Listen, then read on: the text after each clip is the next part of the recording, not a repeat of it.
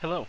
In this podcast, at the very beginning half or so, there are some serious audio issues on Naj's side. I'd like to go ahead and apologize for those, and hope you guys enjoy the podcast. Thanks for listening.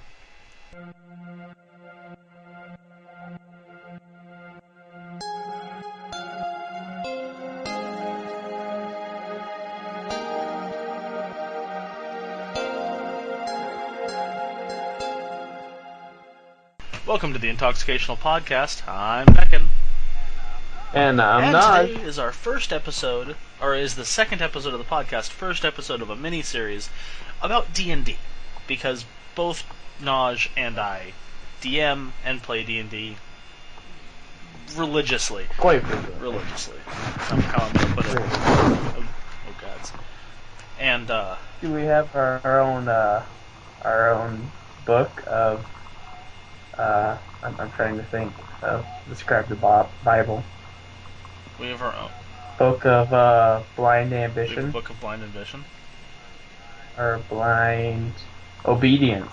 Do we have a book that causes people to blindly be obedient to us? Slightly. It's called the Dungeon Master's Guide. And the Player's Okay, Handbook. I like and it. then every other book, which is roughly 5.67 gigabytes.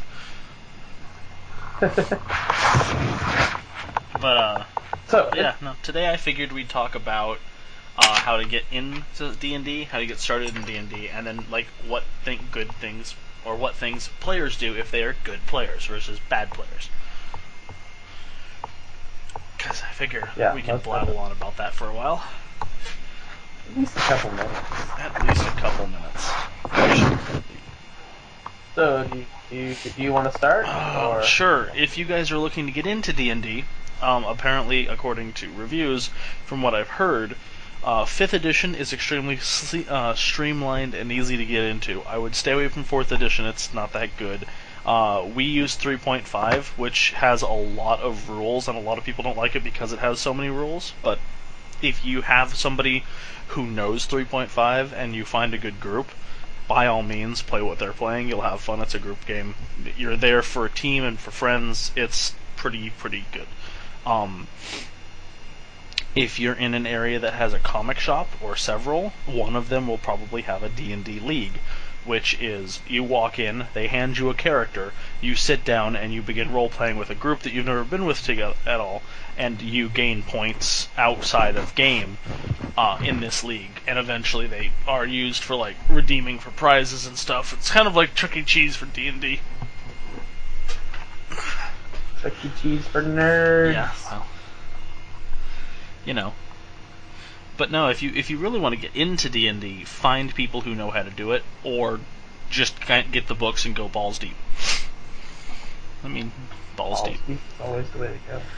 I've But usually D&Ders, you can find ads on Craigslist or colleges or you just kind of search around. Everyone seems to have a friend or somebody they know who plays D&D. Or at least is a nerd. I mean, if you want to find people who play D&D, look for people who play Magic the Gathering. Yeah. I'm not saying they always interlink, but they are highly connected. Because Magic, I think, was a game invented to break up D&D role-playing sessions when everyone needs a break. Makes sense. Or at least that's the Anyway. joke I'm going to go with. So, what is the first thing you do when you start getting into D&D as a player? Or what did you do when you first started getting into D&D as a player, since you got into it a lot more recently than I did? Yeah, for sure. The first thing that intrigued me, like how I went about it, is I was actually just at a friend's house, and he was about to play, and he said that I could either stay and be really quiet, or I could go home. And I was like, yeah, I got nowhere to go, so I just kind of watched him play. And the first thing that really, like, I could wrap my hands around was combats. Because even though very complicated combat is very, well, complicated, just combat in itself is very streamlined in my opinion. It's a lot of repetition and almost monotony after a while. But it's very easy to wrap your hand around, or wrap your head around. That was my starting point. Um, the hardest part for me, even now, as more of a seasoned player, is role playing, and yeah, role playing is my hardest challenge because I tend to be a quiet player where I don't my characters don't really say much, but I feel like in real life they should. Well, I think I know And what you're playing that's next. oh god, I don't want to be a bard. Bards are I didn't say hard. be a bard. I just meant like a very over-enthusiastic thing. I'm not sure what yet. Oh, anyway, Dutton was actually my first DM. Can you stop sliding, by the Oh, way? what's I don't know. sliding? You're making a lot of mic noise. Oh, that's Yeah, fancy. I'll just stop touching there my you go. computer. Like that right there. Oh, okay. How about this? I will put it not on my That's lap. probably better for you. Yes. So, Is this was good? I your first DM? You Okay. are. And explain to them how that went. Um, I just started going over to their house more and more. Oh, excuse me. To just hang out with them, and it seemed to be like a weekly routine that they did. It's really a good excuse to see your friends, be creative, and have a It's good very, time and make a lot very, of jokes. very social. Very social. Yeah, very social game. Even for a shut-in like myself, it's very social. Basically, all the human contact I get for the week, aside from work, is D&D. Uh, if I was starting anew, I would suggest people. Um, I always tell my new players to just pick up the player's handbook and read it. Like there's not information in there that will do you wrong, but it is a lot of information. So I usually have people start just like skimming through it, getting an idea of how they want to play and what they want to play. And a good bit of advice is for your first character, you should just play yourself because it will help you understand the whole game concepts before you try being something It's you're very not. true. I quite like having the characters just start by or having the players read the player's handbook, and if they don't have time to read the whole thing, I generally tell them to just read through the races and classes and figure out Yeah. who they're going to be and what they're going to do. And yeah, Um, go from there. let's see. More things for starting Backstory? players. Um, Mother of God, backstory. no Now, news is backstory. It burns me.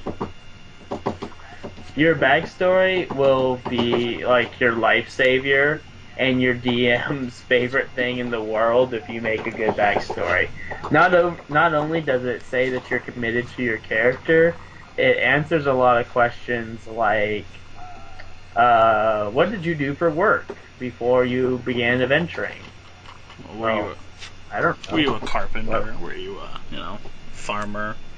Some poor merchant boy? It, and most DMs will actually give you bonuses depending on your Or at backstory. least we will. Who knows if that's everybody's DM? But yeah, and don't, Yeah. if you're new and trying to get into D&D, don't do the thing that everyone wants to do and say, well, I'm going to play a level 1 human fighter. He's going to look exactly like myself, act exactly like myself, but in his backstory has slain many dragons, gone on epic adventures, saved princesses. Well, then you wouldn't be level 1. You would not. You would probably be closer to level 20 7. plus. 7 to 10. You can get a... Slaying Yeah, young ones, dragons? please. A dragon is a dragon is a Okay. dragon. I mean, just because your image of a dragon is my giant great worms of army destruction doesn't mean that all dragons are giant great worms of army destruction. That is true. Dutton and I both like very overpowered characters, so uh, our adventures tend to go in levels of 30 plus, and it gets chaotic really quickly. Yeah, yeah. When you have an archer that does more damage when you are fully concealed than he does when you're standing in front of him, you have a Yeah, problem. see, I think I'm gonna have to go through next time and just like say no to some things that don't make sense. Bloody fucking hell, Zephyr. But yeah, no, just no. But no. getting back to topic, sort of. Yeah, the point really here is backstory is a very good thing. It helps you define who your character is, and this game, at least to me, is more about role-playing and character interaction than it is combat. Because whilst combat might take a very long time out of game to do, which the old saying is 5 hours of walking will take 5 minutes and 5 minutes of combat will take 5 hours, and they're very right. Combat isn't the biggest part of D&D. It's almost secondary to me, or tertiary, because while your characters, generally they're all combat focused, and they're all getting abilities and ways of dealing with oncoming enemies and conflict, those same skills can be used out of combat in very inventive and useful ways, and that's what I like to see, is the players work on their imagination and not just, I hit the thing. I hit the thing. We've had characters before that just want to be I hit the thing. Other good tips are, so for new players, I would suggest definitely get involved in your character. The best way to do that is backstory. Just a little recap. I always suggest to new people to play something simple.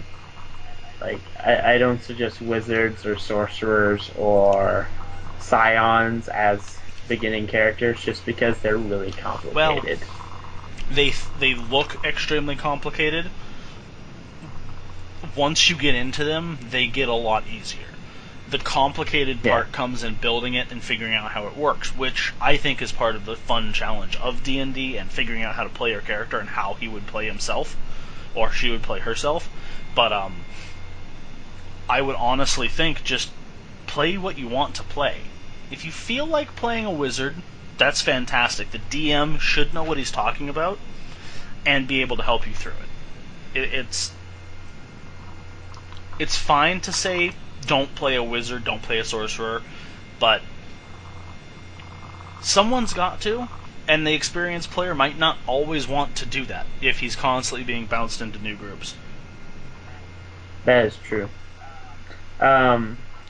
Something that helps if any inspiring DMs are planning a noobish campaign, having another experienced player in your party, kind of like almost like a co-DM, more there to help players than to actually do any DMing, is incredibly helpful. Very.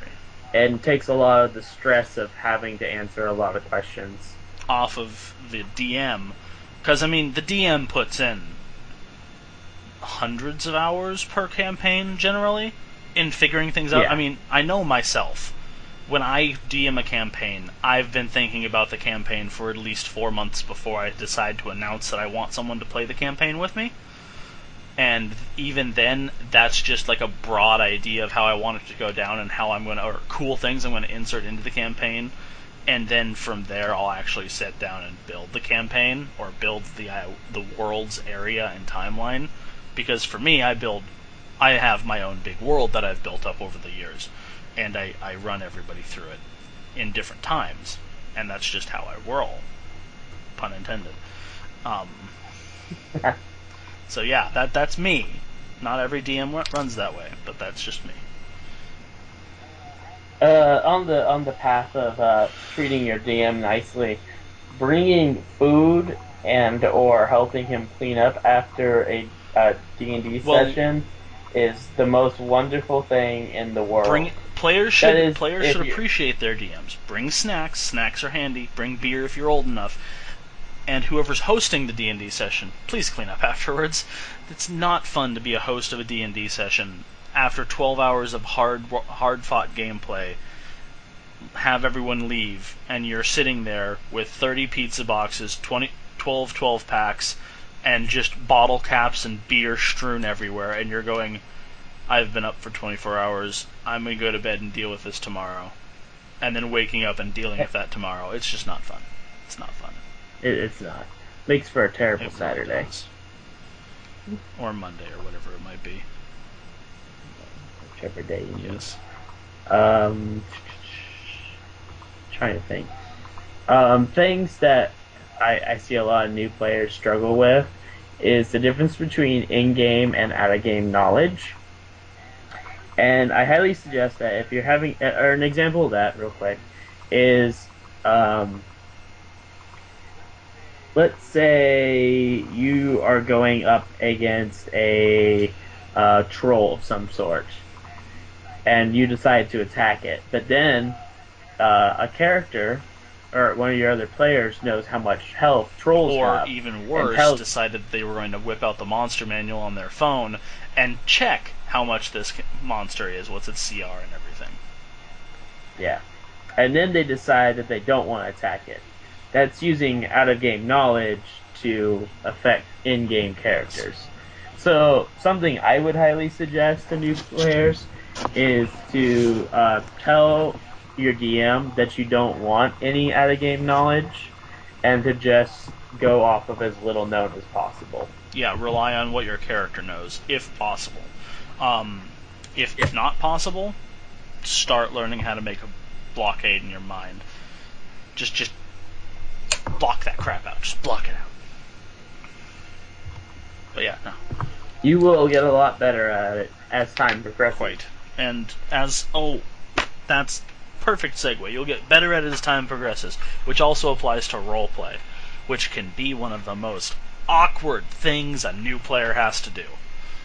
I still remember my first campaign and how utterly socially awkward and inept I was at putting myself into another thing's head.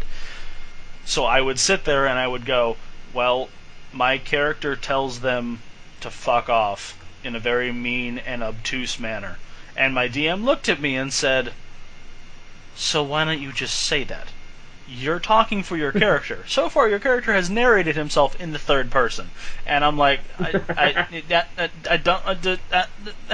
go back to dorm room, and that was basically, it sucked. But dive in the deep end.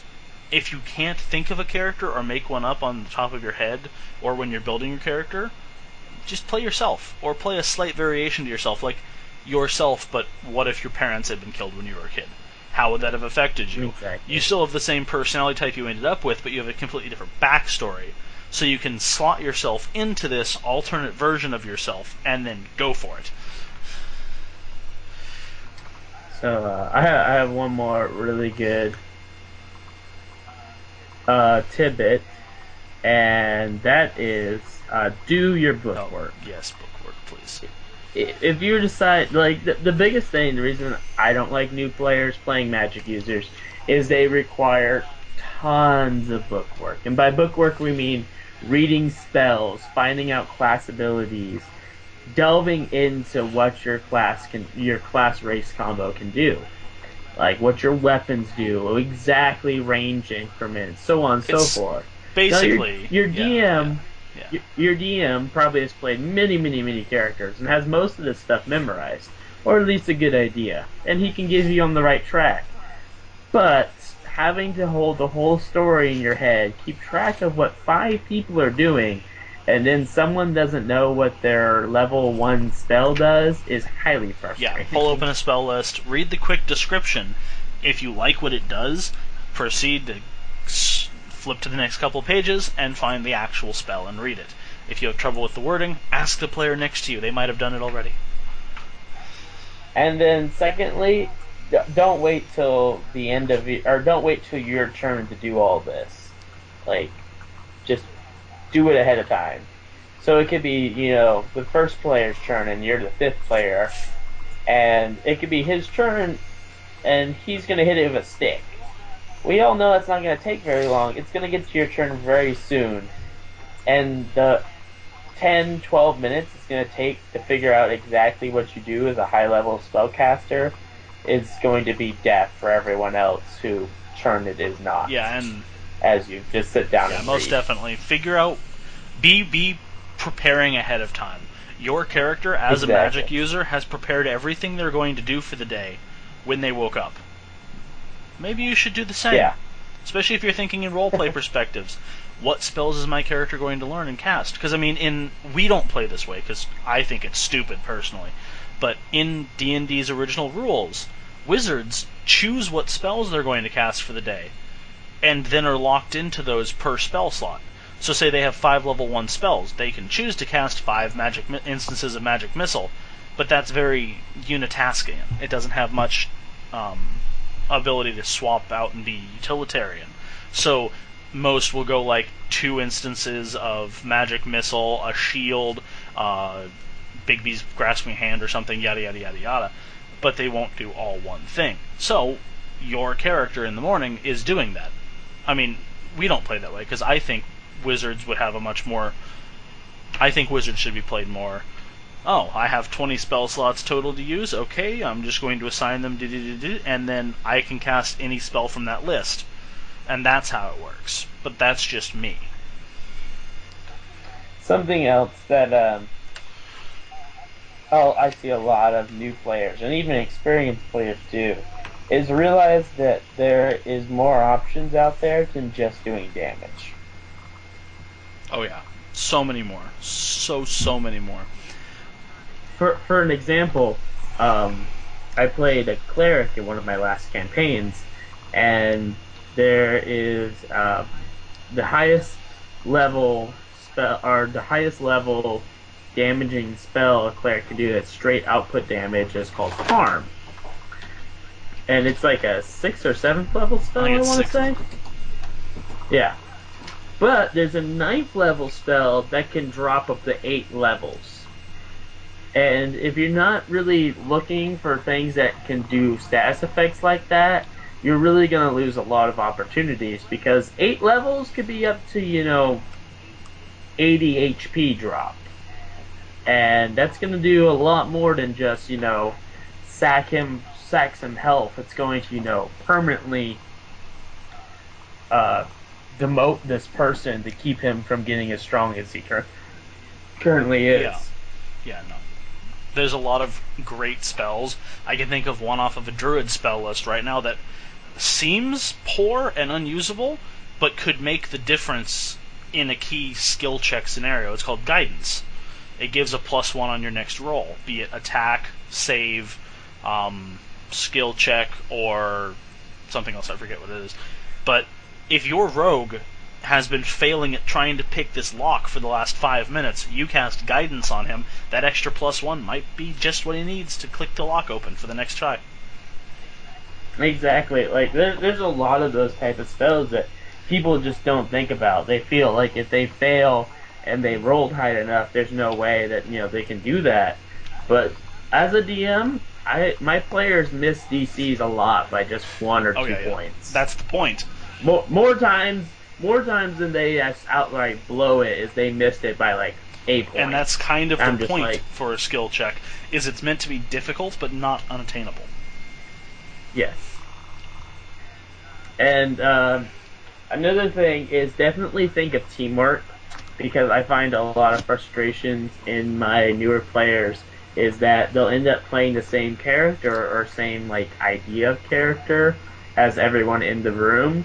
So get with your other players before a campaign and talk about like what your character is going to be I specializing cannot in. tell you how many campaigns I've played or ran where everybody decided to play the snarky, chaotic neutral rogue who's out for themselves, whether or not their class was rogue. Yes. Oh, that's another thing. Don't play chaotic neutral. You don't need it. You can find something better. Yeah, to be honest, I find neutral the most annoying of alignment types, but it's mostly because it's what people think it is. People have this idea that neutral is the the Dragonborn or the Shepherd, Commander Shepherd. Your choices have no effect on the map. Or sorry, it's more Skyrim guys. So it's more Dragonborn. So in Skyrim, you can walk around and you can decide to help anyone you want or harm anyone you want, and there's really no big outcome aside from a fine, and then you're back in the game and everything's the same. Nobody reacts to you differently. Like, if you went through and exterminated every Dunmer in the entire province of Skyrim, the next Dark Elf you see is still going to say, oh, hey, what's up? It's not going to go, I've heard rumors of you. Stay back from me, you monster. It's, yeah, and that idea of I can do whatever I want because I'm chaotic neutral transfers over into D&D, and it's dumb. And they can't do whatever they want. There's a lot of consequences for their actions. Should we delve into alignment? I feel like alignment would be better saved. Its whole own show. Yeah. Alignment is a mess. Is such a mess. We'll get back to it. Your DM should, if he's a really good DM, should have a system for helping you figure out a good alignment for your character. Along the lines of getting started, since we'll keep going on that for right now, is I have an actual interesting way I've been running some new people through to determine what they are and how they play. And it's a maze system. So they have a blank slate of a character that walks or is lost in a maze. They come up to 3 doors. Each door has a description that the DM gives them, and it's like the first things I do is law, chaos, and neutrality, and I describe how to get through what's beyond each door, and then they can choose which one. The next one is good, evil, or neutral, and same thing, they get to decide and go through. The next one is usually like they find a weapon, or they find a selection of weapons, which one do they choose? They find like some armor, which one do they choose? They have to go through a little bit more of a maze or a dungeon or something, and it's just kind of an idea of how to flesh out a character. And then at the very end, they have to determine which door to leave out of, and they're all different shapes, and whichever shape they choose is which race they get. And it can work quite well to figure out, just an idea of how to play a first character. And it's kind of nice for new players because they don't know what you're doing. They have no idea. Experienced players will pick it up by the second door, I've noticed. They'll know what I'm doing by the second door, but a new player will have no idea. And it just really helps you organize your thoughts without really thinking about it too hard. Because in reality, the game is a game. Like, even if everyone dies, you're gonna have a lot. Oh yeah, and that's another good thing. Is realize your DM is out to kill you, but he's not out to ruin the game. Well, it depends. A lot of DMs aren't out to kill their parties. I like to get my parties close. I like to put them in places where if they make a mistake or do something stupid, they will die, because I like challenging games. I think it brings out the best in players. But a lot of DMs are sitting there trying to tell a story, and you're not going to be able to tell a story with a dead party. So they're not going to kill you. And if they do kill you, they're going to figure out a way to bring you back. Well, not necessarily. Whether it be vampirism or, a priest walks upon your corpses and raises you all from the dead. That's his good deed to Paylor today. Your DM isn't going to want a dead party, most likely no. But, I mean, if one character in your party dies, expect that player to either be out of the campaign or have to find a new character.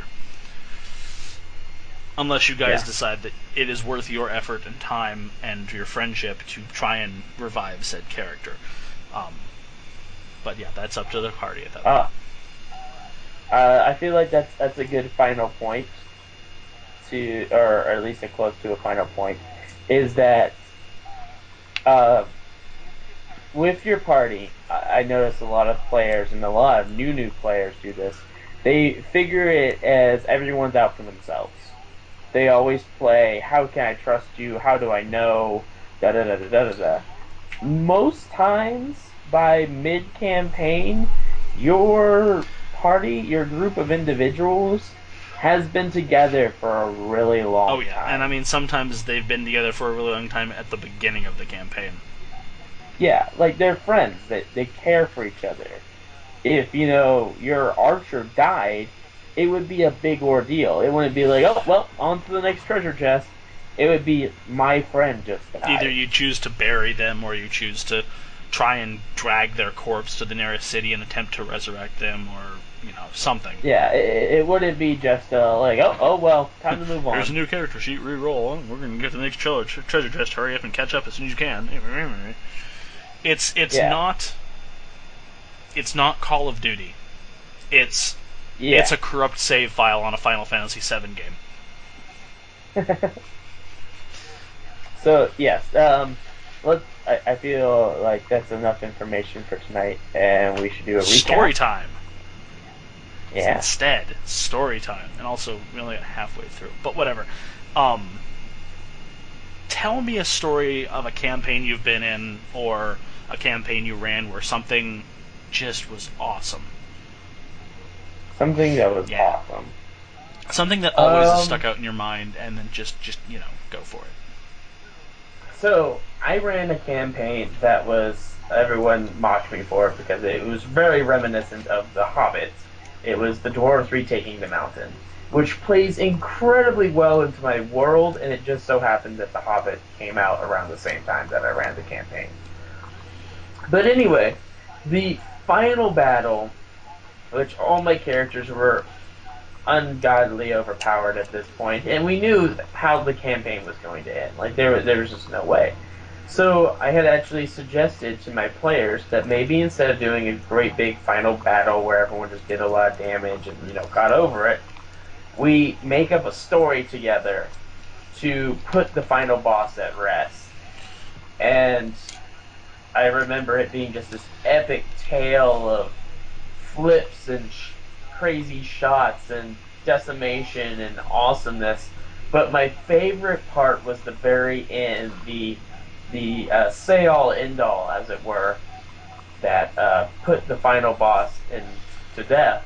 Was a team collaboration between the 5 players, where like one would throw one up in the air, and then another one would enchant his weapon, and it ended up being like this mega spear that pierced the armor and the heart of the main baddie that ended up doing away with him. But it really stuck out to me mainly because it was everyone working together Yes.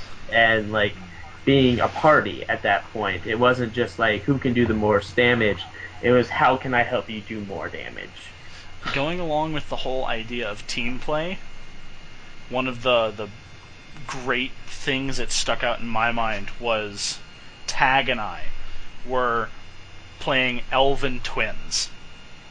And I was an elven twin. We were both martial experts. He would use a sword and board, so a big shield and a sword. I had a two-handed sword. We'd just go cleaving through things.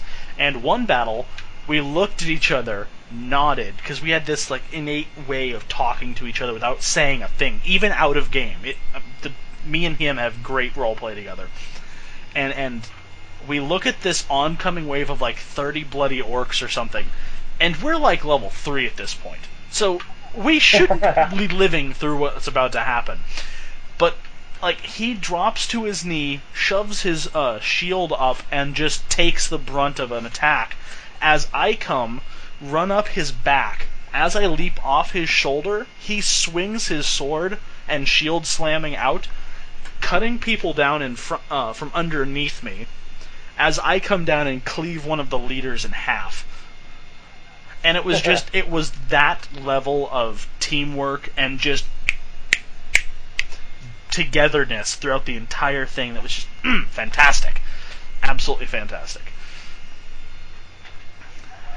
I think that is a great point, and also is that remember to like step back from you playing the game and realize what just happened, like how it actually played through. Oh yeah. You got because it's all just words and paper until you really put it like in your imagination of what just happened. The stories that come out of this are absolutely fantastic. Naj here actually ran a campaign that we ended up running through and killing a couple gods at the end. But while we were playing the campaign, it felt like a normal campaign. It was fun and everything was great.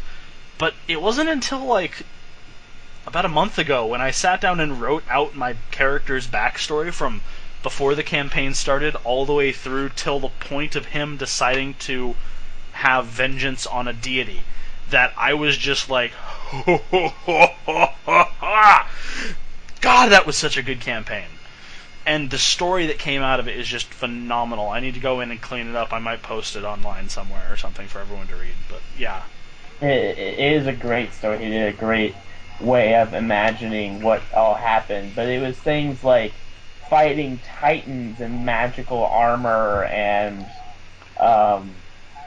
having an uphill battle with stone giants and craziness and fighting dragons where at one point the barbarian was launched into the sky and punctured a hole into a dragon's wing and then rode the other one into the ground. And it's just like craziness that is visually badass. Basically, if you take a step back and you remember what happened, allow the cutscene to play in your head.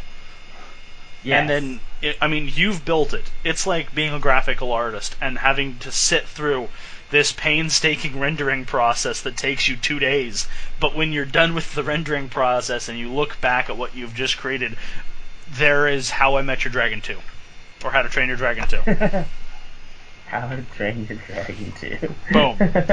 Just phenomenal piece of fantasticness. Oh, yeah. But yeah, good things.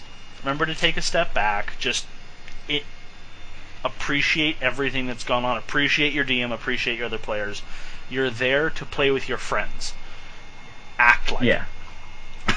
Don't go into it being like, oh, I'm here to play D&D. I'm going to make my character the best ever. You're there to play with friends. You're not...